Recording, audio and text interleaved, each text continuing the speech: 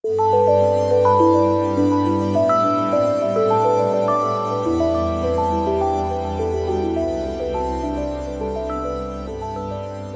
بالله من الشيطان الرجيم بسم الله الرحمن الرحيم الحمد لله رب العالمين والصلاة والسلام على سيدنا محمد وعلى آله وأصحابه أجمعين.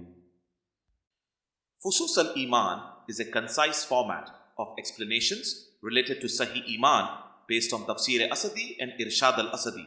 This book series is named Fusus al-Iman, Bezels of Faith, with the intention that it may be used by the people as an anchor of Sahih Iman when sailing in the oceans of knowledge of Quran and Ahadith.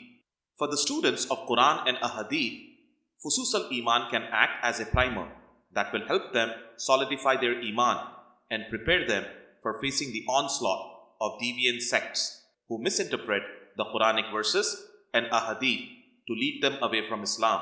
Since Sahih Iman is the essential requirement of salvation in hereafter, it is important to have correct understanding of all issues related to Sahih Iman to become eligible for salvation. This book contains selected verses from the surah. The explanations of these verses will, insha'Allah, benefit all Muslims of the world in protecting their Iman. Alif Lam Mim Sad. Translation: Alif Lam Mim Sad. Explanation: Alif Lam Mim Sad is known as solemn verse, Ayat-e-Muqattat. 14 Arabic alphabets have been used in varied combinations in 14 solemn verses, Ayat-e-Muqattat, in the form of initials of 29 chapters of Holy Quran. Alif Lam Mim Sad is one of them. Since Quran is Mubin, its description is clear and manifest. The meanings of all the verses of Quran, including solemn verses, are surely known to its principal addressee, that is Prophet Muhammad sallallahu alaihi wasallam. It is also likely that Prophet Muhammad sallallahu alaihi wasallam has informed the meanings of these verses to some of his Sahaba and Awliya Allah. We believe in whatever is meant by the solemn verses by Allah and His Apostle Muhammad sallallahu alaihi wasallam. Since we have been commanded to read the Quran carefully and try to understand the significance of every verse of the Quran, we do ponder over these verses. And when we think by focusing our attention towards Allah and His Apostle Muhammad sallallahu alaihi wasallam for guidance, it comes to our mind that the solemn verses are actually the solemn titles of Prophet Muhammad sallallahu alaihi wasallam given by Allah throughout the Quran. Our understanding is based on the fact that Allah has addressed Prophet Muhammad sallallahu alaihi wasallam in the Quran by specific names like Muzammil, O beloved who covers self in a coverlet, Mudassir, O beloved who covers self in a bedsheet. With this understanding, it is most likely that the Prophet ﷺ's other names, titles have been mentioned in Quran by denoting certain initials or alphabets. ثم لآتينهم من بين أيديهم ومن خلفهم وعن أيمانهم وعن شمائلهم ولا تجد أكثرهم شاكرين. Translation: Then I will come to them from before them and from behind them and on their right and on their left, and you will not find most of them grateful to you. Explanation: It is interesting to note that Satan forgot to say that he will come from above. When Satan tries to lure people from the four directions, those who are on Sahih Iman pray Allah to save them from his insinuations by their folded hands. Then comes Allah's mercy from above and he is saved from Satan's evil designs. يا بني آدم قد أنزلنا عليكم لباسا يواري سوآتكم وريشا ولباس التقوى ذلك خير ذلك من آيات الله لعلهم يذكرون. تذكرون. Translation: O children of Adam alayhi salam, we have bestowed upon you clothing to conceal your private parts and as adornment, but the clothing of righteousness is the best. That is from the signs of Allah that perhaps they will remember. Explanation: the clothing of righteousness is of two types. First, physical. It is strictly as per the Sharia. We should make sure that we should hide our body parts as per the commandments of Sharia and look a truthful follower of Islam. Second, spiritual. The best clothing is to remove the lustful inclinations of our nafs and clothe it with the zikr of Allah and transform it into piety. قل من حرم زينة الله التي أخرج لعباده والطيبات من الرزق قل هي للذين آمنوا في الحياة الدنيا خالصة يوم القيامة كذلك نفصل الآيات لقوم يعلمون. Translation: Say, who has forbidden the adornment of Allah which He has brought forth for His servants and the good food? Say, that is for the believers in this world, and on the day of resurrection it will be for them only. This is how we explain our verses in detail for people of knowledge. Explanation: There is no monastic life in Islam. Allah allows us to eat and drink from the good food He has provided. Eating should be to support our body and not to satisfy the lustful inclinations of our nufus. Also, wastage of food is not allowed. We need to use good clothing to cover our bodies. Also, we are allowed to adorn ourselves when we go to mosques for congregation prayers, particularly on Fridays. إن الذين كذبوا بآياتنا واستكبروا عنها لا تفتح لهم أبواب السماء ولا يدخلون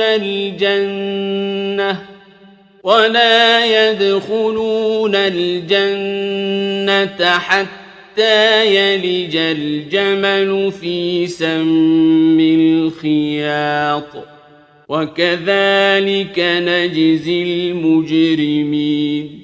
Translation: Verily, for those who deny our signs and turn away in haughtiness from them, the gates of heaven shall not be open, nor will they enter paradise, not till the camel passes through the tailor's needle's eye. That is how the criminals get their retribution.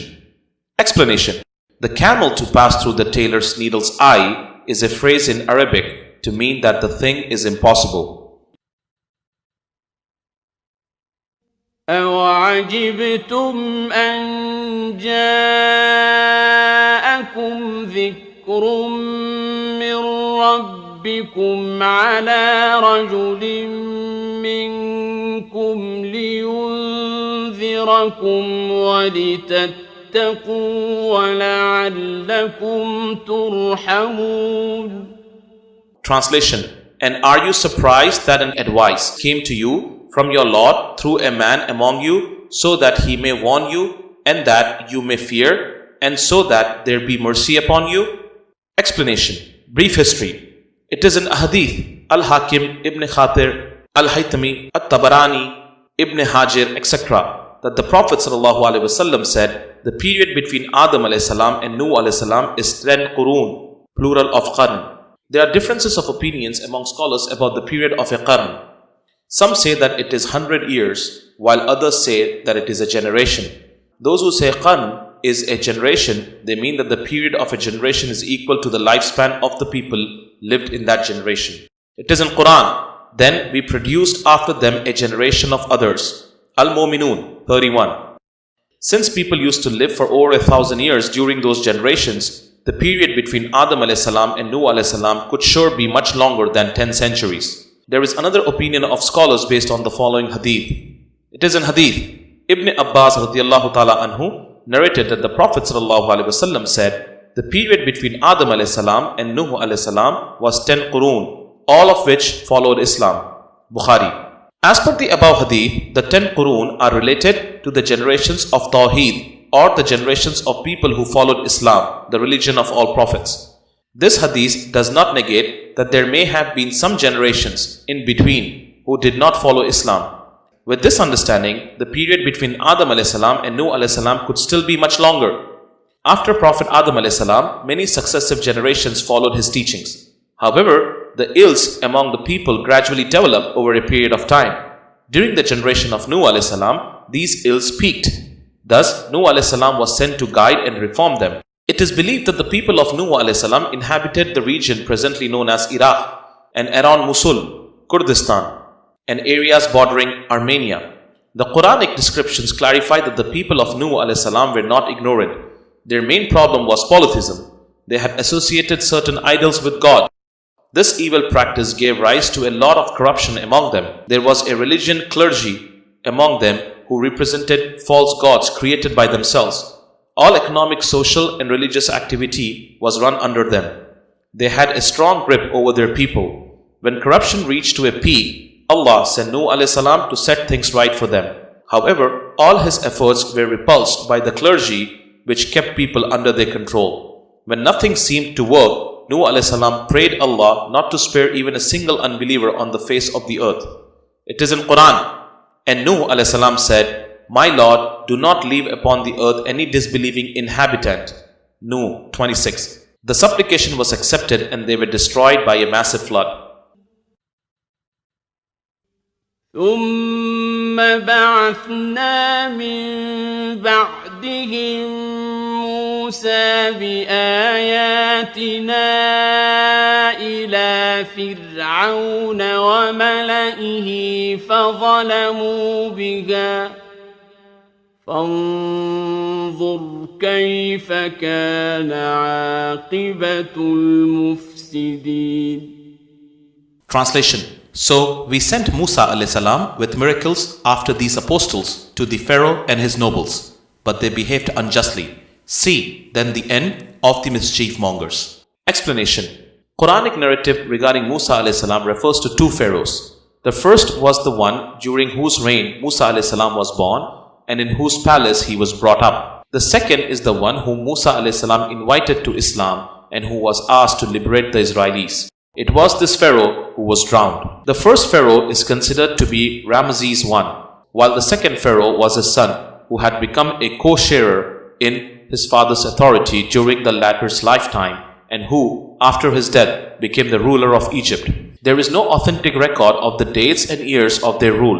The historical accounts and dates of their rules are disputed in view of the discrepancies in Egyptian, Israeli, and Christian calendars. Pharaoh's dead body found. It is reported that Pharaoh's Ramesses II mummified dead body was discovered in 1881 in the tomb of a high priest named Pinetjem II, who lived almost 400 years after the Pharaoh's reign. The mummy was likely moved from the Pharaoh's original tomb in the Valley of the Kings, designated KV7, after looters desecrated the burial chamber, and the priests of the time feared that someone might even try to ruin or steal the body of the Pharaoh. Upon discovery, the body of Ramesses II was found to be in pristine condition as compared to other mummies. His skin was entirely preserved, as well as most of the hair on his head. Since his facial features remained virtually intact, researchers compared them to the statues which represented him. They concluded that many statues accurately depicted Ramesses II, his strong jaw and aquiline nose. Pharaoh had died by drowning in the sea, and later his dead body was found by the people at the seashore. It was realized in 1970s that, in view humidity in the room in which the mummy of the Pharaoh was kept in Egyptian Museum in Cairo, its condition started to deteriorate. This prompted Egyptian authorities to search for experts to help them restore the mummy. In 1980s, the mummy was transferred to France for its restoration. In France, the mummy was taken to a special wing of the French Monuments Center, and renowned archaeologists, surgeons and anatomists started to conduct a study on the mummy in an attempt to delve into its mysteries and restoration. Professor Maurice Bucaille, the senior surgeon and scientist in charge at the center, was the head of the team of restoration of the mummy. Maurice Bucaille was the most famous surgeon in France. In their final report, the experts of this center concluded that the death of the mummified pharaoh was because of drowning into sea. The remains of the salt stuck on his body and inside ears was the conclusive evidence in this context. They also concluded that the body was mummified in haste over 3,000 years ago after recovering it from the sea. The experts were puzzled over a question. How did this body, to the exclusion of other mummified bodies of ancient Egypt, remain that intact although it was recovered from the sea? The mummy was restored in France and it was sent back to Egypt in a splendid glass coffin, which is being displayed in Cairo Museum till date. The head of the restoration team in France, Professor Maurice Bucaille, was amused by their findings. He realized that the facts described in Quran about it were truthful. It is in Quran, and we brought the people of Israel across the sea, but the Pharaoh and his army pursued them wickedly and maliciously till he was on the point of drowning, and he said, I believe that there is no God, but he in whom the people of Israel believe, and I submit to him.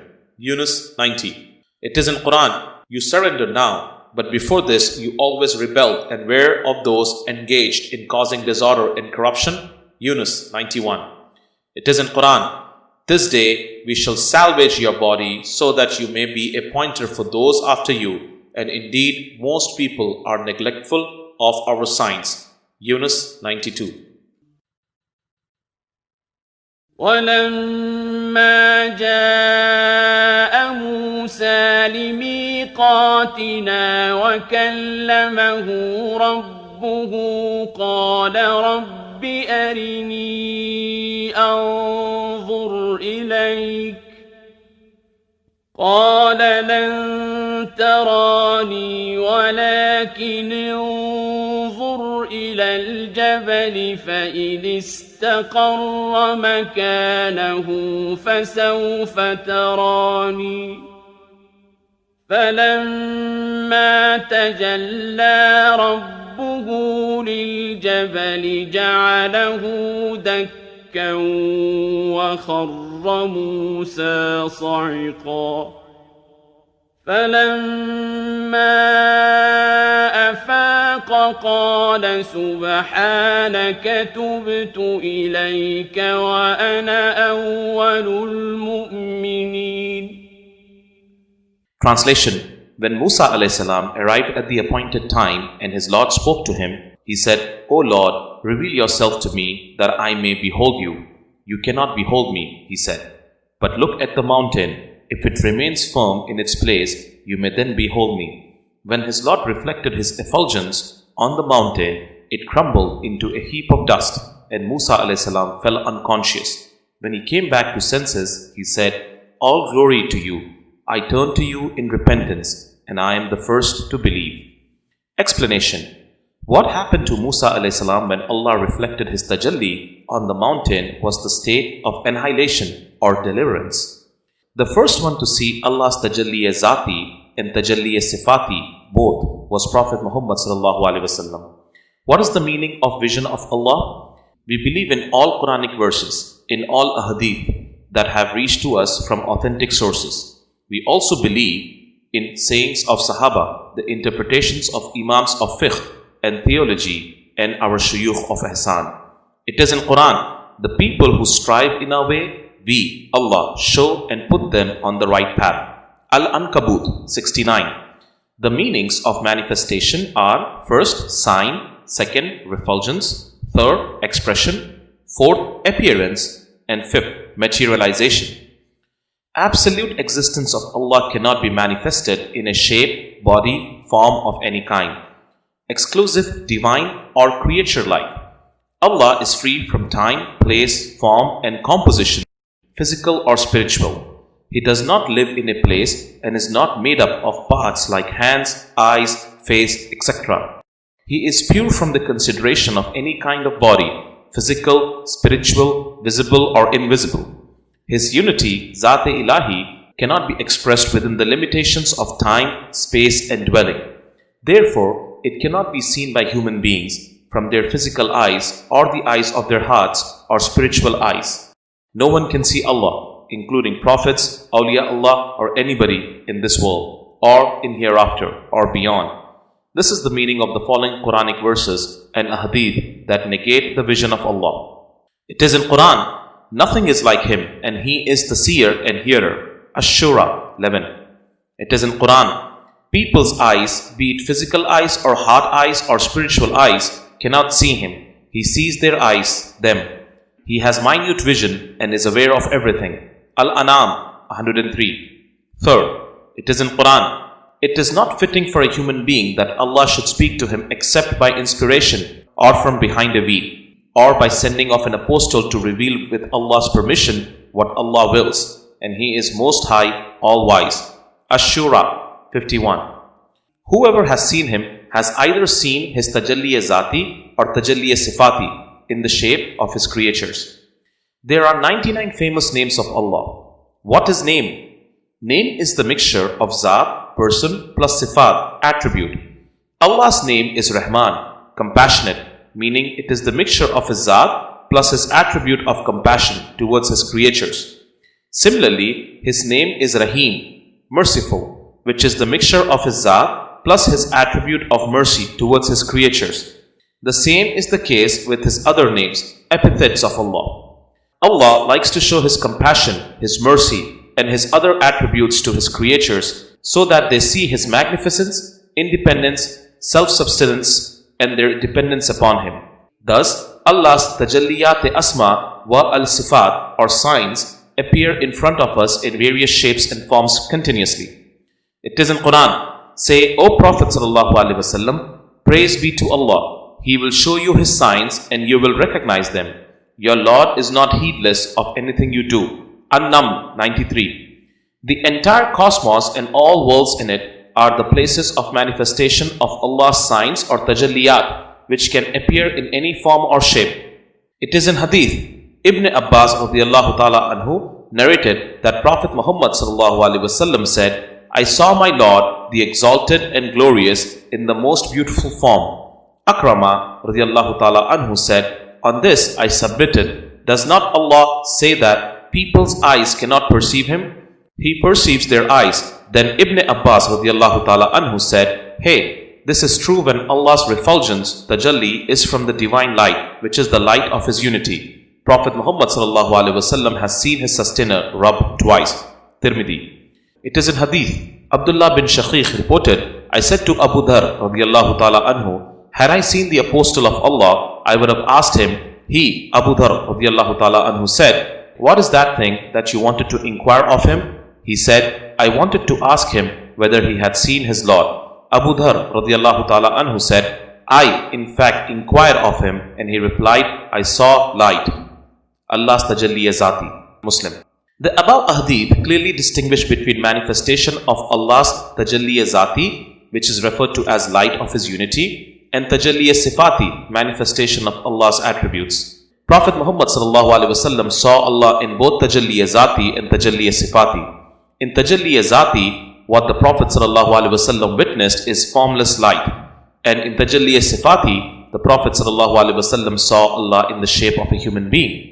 In this context, the following points are important.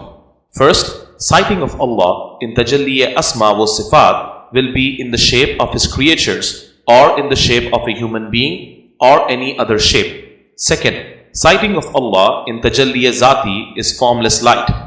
Third, if a person has seen Allah in a dream in the shape of a human being and he remembers that shape and dream very well, he can remember that shape and hold it in highest respect. However, it is not allowed for him to draw the picture of that human shape, place it in front of him as Allah's picture and prostrate. If he does that, it will be treated as shirk. Similarly, if he considers that what he saw is the shape of Allah and imaginatively confines or encompasses Allah's unity into that shape and performs salah 5 times a day, with that belief, his salah will be treated as idol worship. Fourth, Salafis, Hindus, Christians and their like-minded people have made terrible blunder in understanding Allah's unity, Zat. They imagine Allah in a physical shape which has eyes, hands, face, body, etc. This kind of belief is idol worship. Salafis' so-called salah 5 times a day with this belief is nothing but absolute idol worship, because as per their belief, they are encompassing confining, arresting the unity of Allah, Zat-e-Ilahi, into an imaginary body sitting on a big chair over the skies. La hawla wa la quwwata illa billah. Differences of opinions among Sahaba. We will discuss briefly the differences of opinions of Sahaba in Imams in this regard. It is in Hadith, narrated by Masruh radiyallahu ta'ala anhu. I said to al-Mumineen Aisha radiyallahu ta'ala anha, O mother, did Prophet Muhammad sallallahu alaihi wasallam see his Lord? Aisha radiyallahu ta'ala anha said, what you have said makes my hair stand on end. Know that if somebody tells you one of the following, he is a liar. Whoever tells you that Muhammad sallallahu alaihi wasallam saw absolute existence of his Lord is a liar. Then al-Mumineen Aisha radiyallahu ta'ala anha recited this verse. People's eyes, be it physical eyes or heart eyes, cannot see him. He sees their eyes, them. Al-An'am 103. And this verse, it is not fitting for a human being that Allah should speak to him except by inspiration or from behind a veil. Ash-Shura 51, part of the Hadith. Bukhari, Muslim. Read carefully the above Hadith. al-Mumineen Aisha radiyallahu ta'ala anha is not narrating a Hadith. Rather, she is clarifying the meanings of the verses of Quran and the reasons for her observations on a narration, Hadith. What al-Mumineen Aisha radiyallahu ta'ala anha is referring is Allah's absolute existence which cannot be seen by anyone, and therefore she is quoting the verses of Quran that negate sighting of Allah's absolute existence. Nothing can encompass Zat-e-Ilahi. Look at the following ahadith that confirm sighting of Allah's manifestations in, first, Tajalliya Zati, light of His unity, and second, Tajalliya Sifati, His attributes refulgence. It is in hadith, Ibn Abbas radiyallahu ta'ala anhu narrated that Prophet Muhammad sallallahu alaihi wasallam said, I saw my Lord, the exalted and glorious in the most beautiful form. Akrama radiyallahu ta'ala anhu said, on this I submitted, does not Allah say that people's eyes cannot perceive Him? He perceives their eyes. Then Ibn Abbas radiyallahu ta'ala anhu said, hey, this is true when Allah's refulgence, Tajalli, is from the divine light, which is the light of His unity, Tajalliya Zati. Prophet Muhammad sallallahu alaihi wasallam has seen the sustainer, Rabb, twice. Tirmidhi. It is in hadith, it is narrated on the authority of Abu Dhar radiyallahu ta'ala anhu. I asked the Apostle of Allah sallallahu alaihi wasallam, did you see your Lord? He, the Prophet sallallahu alaihi wasallam said, He is light. I saw Him. Muslim, book number 1, hadith number 341. It is important to note that Allah's light, Nur, is within His Zat. It is not that Zat-e-Ilahi is within His light. We cannot confine Zat-e-Ilahi into His own light, Nur, or into a form, shape or body. Exclusively, divine or creature-like. If you do that, it will be shirk. It is in Quran. Allah is the light, existence of the heavens and earth. An-Nur 35. It is in Quran. Indeed, He, Prophet Muhammad sallallahu alaihi wasallam, saw clearly the greatest of the signs, manifestations of His Lord during Miraj. An-Najm 18. Baihaqi narrated a hadith with a sound chain. Prophet Muhammad sallallahu alaihi wasallam said, I saw my Lord in Al-Asma wa Al-Sifat in the form of a curly-haired, beardless young man wearing a green robe. Thus, Sahaba and Imams rightly said that Zat-e-Ilahi, the absolute existence of Allah, cannot be encompassed by human beings from the physical or spiritual eyes. However, sighting of Allah's Tajalliya Zati is formless light, and sighting of Allah's Tajalliya Asma wa Sifat can be witnessed in the shape of His creatures. وَإِذْ أَخَذَ رَبُّكَ مِنْ بَنِي آدَمَ مِنْ ظُهُورِهِمْ ذُرِّيَّتَهُمْ وَأَشْهَدَهُمْ عَلَى أَنفُسِهِمْ أَلَسْتُ بِرَبِّكُمْ قَالُوا بَلَى شَهِدْنَا أَن تَقُولُوا يَوْمَ الْقِيَامَةِ إِنَّا كُنَّا عَنْ هَذَا غَافِلِينَ. Translation: and mention when your Lord took from the children of Adam a.s. from their loins their descendants and made them testify of themselves. Am I not your Lord? They said, yes, we have testified, lest you would say on the day of resurrection, indeed, we were unaware of it. Explanation: to seek the truth about our Creator, know about Him and follow His commandments is part of the nature of human beings. A person who follows taghut, devils, and evil desires is indeed going against his own nature. If you go against your own nature, surely you will suffer in this world and in hereafter. It is important that we realize this fact. Some of us realize it while others fall victim to devils and evil desires. Who has instilled the nature in us? It is Allah, our Creator, who has instilled in us the drive to seek truth. It is obvious from the above verse that it is part of our nature to seek the truth about our Creator and walk on His way. Why it is so? It is because it has been instilled in our nature by Allah. How was it instilled in our nature? We all existed in Allah's knowledge before our birth, and it is there we have promised Him that we will walk on His way after our births. To assist us in following His path, Allah has sent many prophets or apostles who have guided us on His way. It is in Quran, and we have certainly sent into every nation an apostle saying, worship Allah and avoid Taghut, devils. And among them were those whom Allah guided, and among them were those upon whom error was deservedly decreed. So proceed through the earth and observe how was the end of the deniers who followed Taghut. An-Nahl 36. Every prophet took solemn pledges from their followers individually and collectively on the instance of Allah. Prophet Muhammad ﷺ also took collective and individual pledges from Sahaba. Allah also took a collective pledge from all prophets, saying that when Apostle Muhammad ﷺ arrives, they should believe in him and support him. It is in Quran. Allah took a pledge from all prophets, saying, if after I have bestowed scripture and wisdom upon you, an apostle comes confirming what you have been given, you must believe in him and support him. Do you affirm this and accept my pledge as binding on you? They said, we do. He said, then bear witness, and I too will bear witness. Ali Imran 81. Where was the above promise made? It was in Alam-e-Mithal. At the time of Miraj, Prophet Muhammad ﷺ led all prophets in 2 rakah salah. Where did it happen? It was carried out in the world of similitude, Alam-e-Misal. In which world we are currently living? It is our physical world known as world of manifestation. After our death, where are we transferred?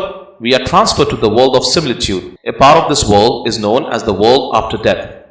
Can someone help a person of our physical world after his death? Of course, yes. All prophets who came before Prophet Muhammad ﷺ have promised to believe in him and support him in his endeavor.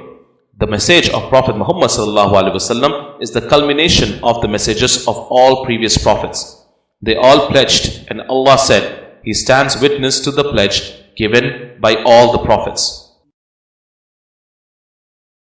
وَاتْلُ عَلَيْهِمْ نَبَأَ الَّذِي آتَيْنَاهُ آيَاتِنَا فَانسَلَخَ مِنْهَا فَأَتْبَعَهُ الشَّيْطَانُ فَكَانَ مِنَ الْغَاوِينَ. Translation. And recite to them, O Prophet ﷺ, the news of him to whom we gave knowledge of our signs, but he detached himself from them, so that Satan came after him and he went astray. Explanation. The person mentioned in the verse as a representative of the evil possessed knowledge of Allah's signs.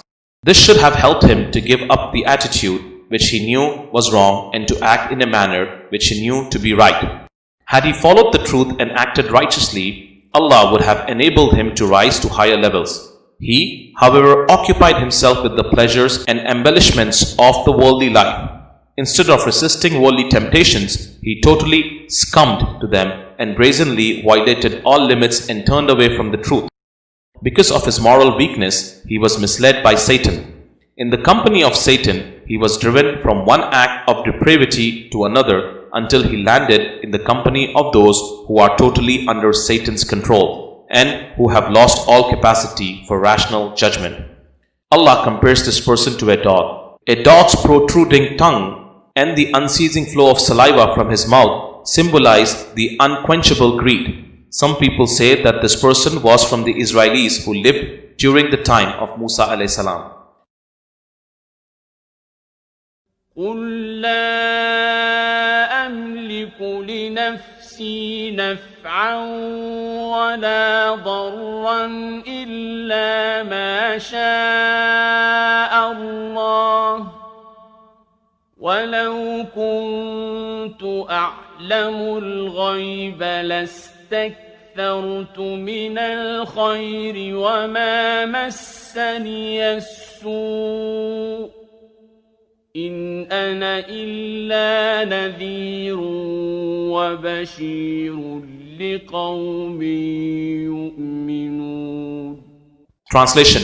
Say, I have no autonomy to benefit or hurt myself except what Allah wills, and were I to procure knowledge of the hidden on my own, it would be that I had accumulated a lot of good, and no misfortune would touch me. I am purely a herald of warning and glad tidings to the people who believe. Explanation. Salafis, Deobandis and their like-minded groups quote this verse to downgrade the respect of Prophet Muhammad ﷺ and to claim that he does not have knowledge of unseen. First, it is in Quran. He alone knows the unseen, nor does he make anyone acquainted with his mysteries except an apostle whom he has chosen, Prophet Muhammad ﷺ. Al-Jinn 26-27. It is in Quran. Certainly we have sent to you, O Prophet ﷺ, as witness, deponent, and the one who gives good tidings, and as a forewarner. Ahzab 45.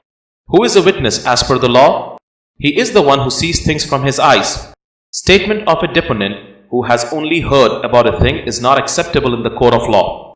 The above Quranic verse establishes that Prophet Muhammad ﷺ sees our conditions individually and collectively.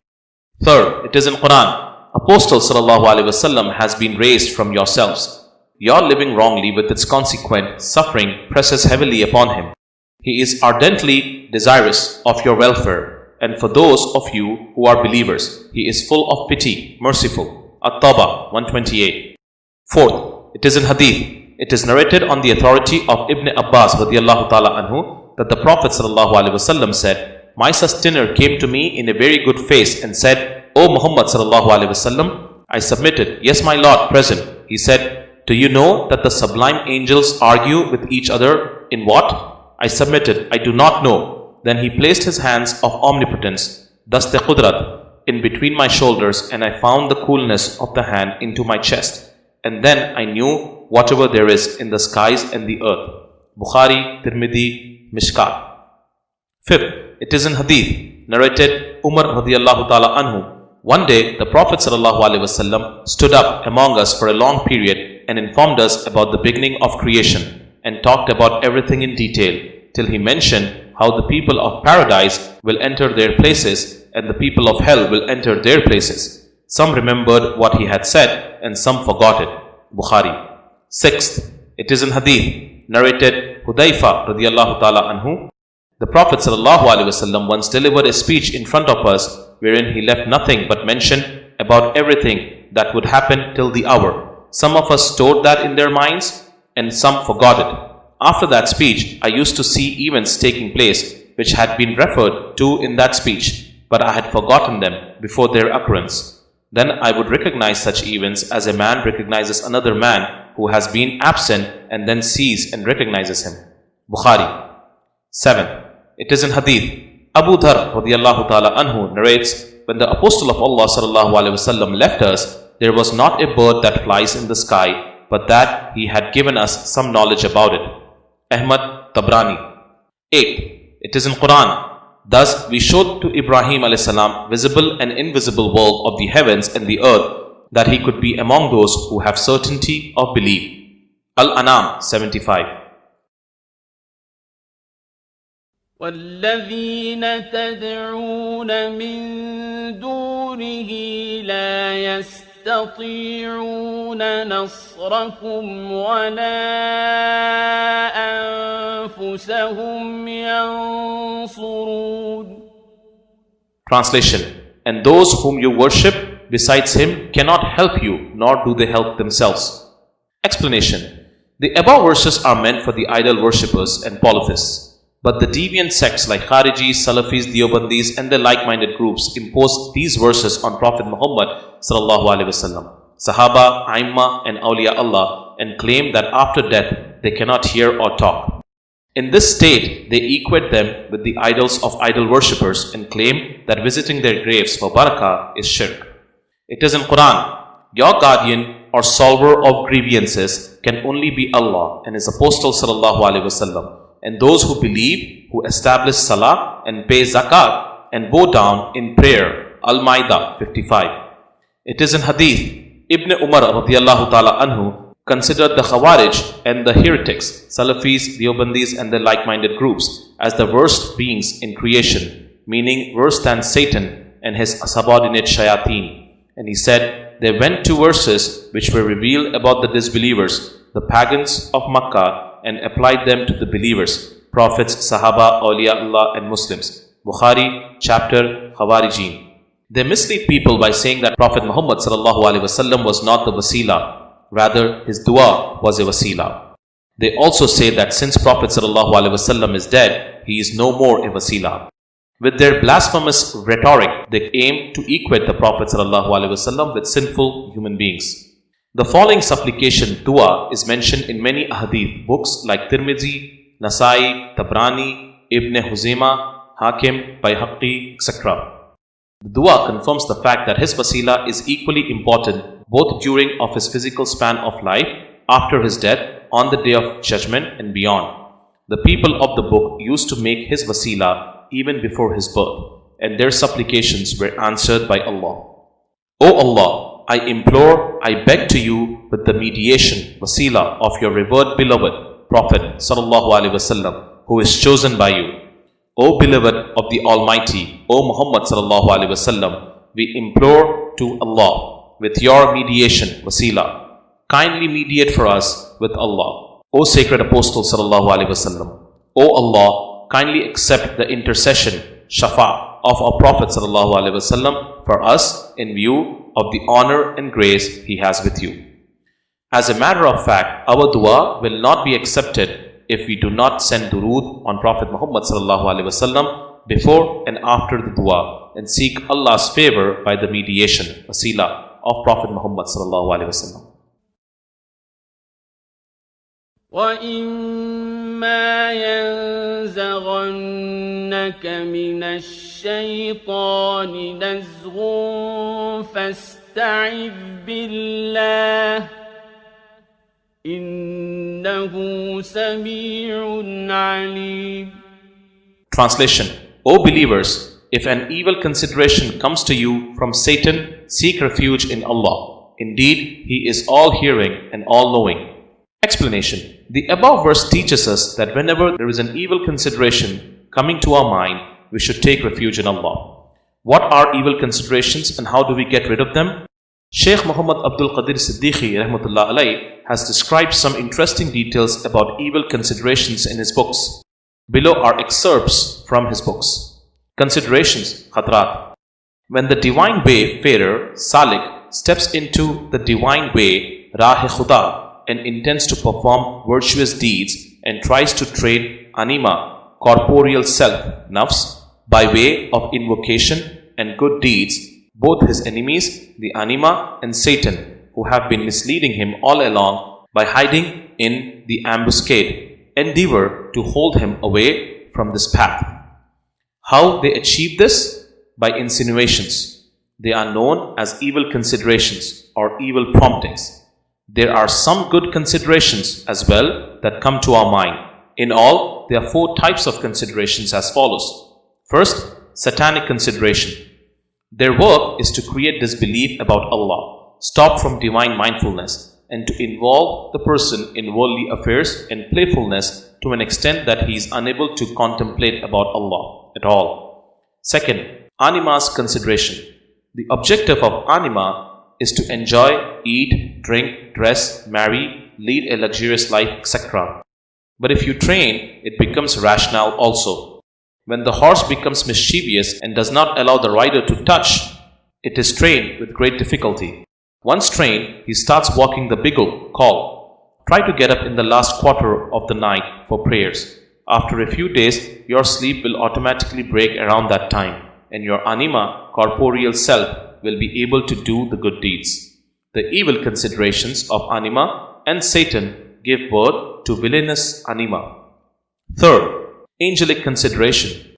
It stops a person from evil deeds and to differentiate between virtue and evil. This is angelic consideration. Afterwards, the anima transforms into conscious anima. Fourth, most compassionate consideration. It enriches the person with divine gnosis. At this time, anima becomes satisfied anima. The difference between consideration and determination is that a consideration is a thought that comes and goes. If a person firmly resolves to do something, the consideration becomes determination. The consideration is forgivable, but the determination is not. If a person strongly willed to do a bad thing, but in view of some hindrance could not do it, then this will be treated as determination, which is sin, subjected to punishment. But this sin is smaller than the performance of the actual act.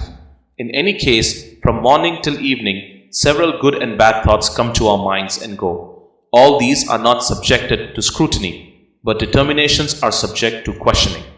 Prevention of considerations. Is there a way to get rid of the futile considerations?